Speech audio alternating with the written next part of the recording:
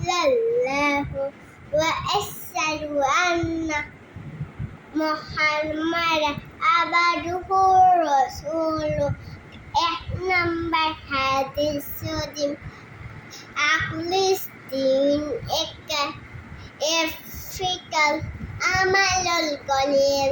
হাদিস শরীফের অর্থ, তোমার ইমানকে খাঁটি করো, অল্প আমলই নাজাতের জন্য যথেষ্ট হইবে। ২ নাম্বার হাদিস শরীফ খায়রুকুম আনফুকুকুম ওয়া আ'ল্লামা। হাদিস শরীফের অর্থ, তোমাদের মধ্যে সর্বোত্তম ওই ব্যক্তি যিনি পড়ার মাঝে শিক্ষা করেন এবং অপরকে শিক্ষা দেন।